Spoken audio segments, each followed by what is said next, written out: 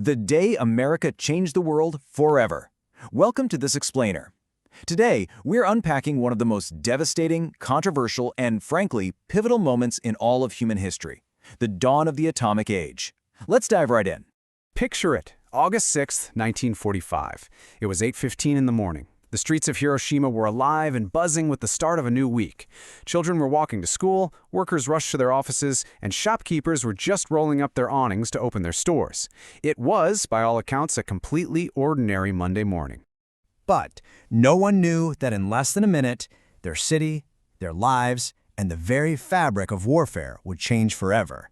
Right then and there, they were about to become ground zero for a horrific leap in human technology. Section 1. The Catalyst, New Mexico. You see, to really understand this day, our story doesn't begin in Japan. It actually begins thousands of miles away, in the remote deserts of New Mexico. By 1945, World War II had already claimed millions of lives. While Germany had surrendered, Japan fiercely refused to give up, and Allied leaders feared a mainland invasion would result in absolutely catastrophic casualties. Enter the Manhattan Project. Deep in secret, over 130,000 scientists, engineers, and workers had spent years and billions of dollars racing to build a weapon unlike anything the world had ever seen.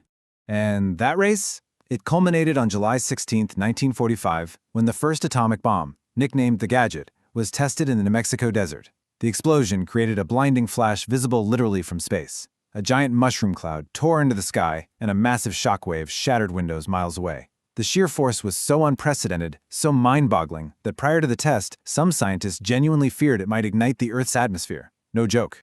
Watching that apocalyptic explosion, physicist J. Robert Oppenheimer realized the terrifying threshold they had just crossed.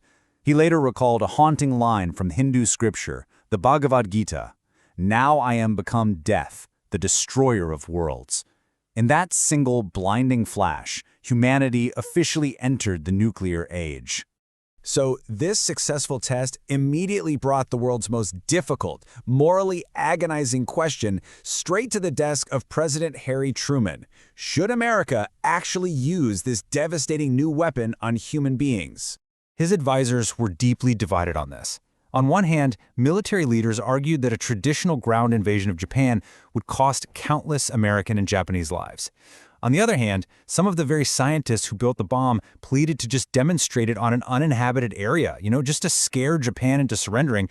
But ultimately, the prevailing argument was that only the shock of an actual, devastating attack on a city would be enough to force Japan's immediate surrender. Which brings us to Section 2, the ultimatum, surrender or destruction. After issuing a final warning to Japan on July 26th, promising prompt and utter destruction if they didn't unconditionally surrender, the Allies received no immediate response. So the mission was greenlit.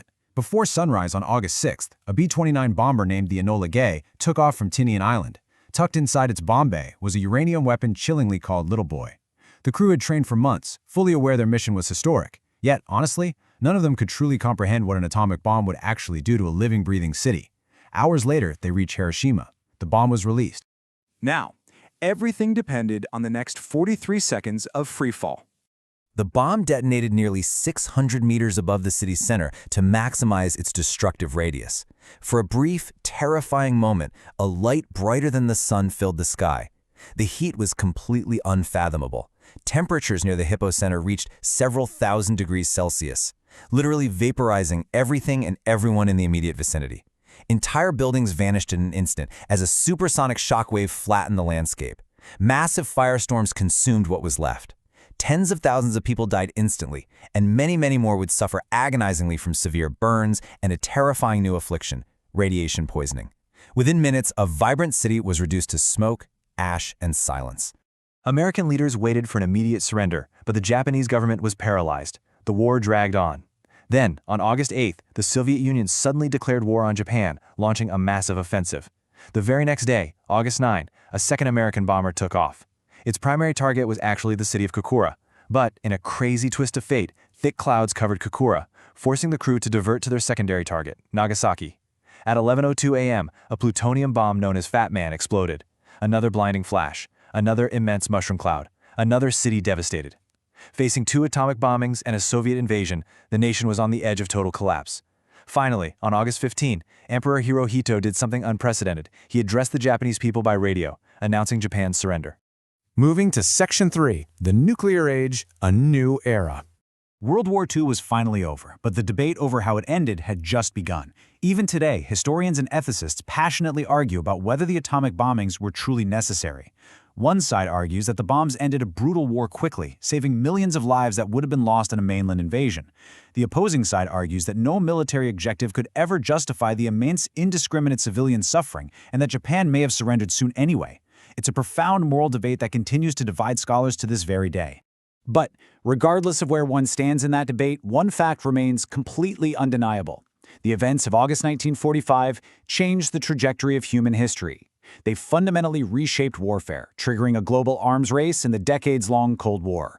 They completely rewired international politics, introducing the concept of mutually assured destruction and forced humanity to reckon with its own capacity to destroy itself. Ultimately, the story of Hiroshima and Nagasaki is far more than just a history of two cities.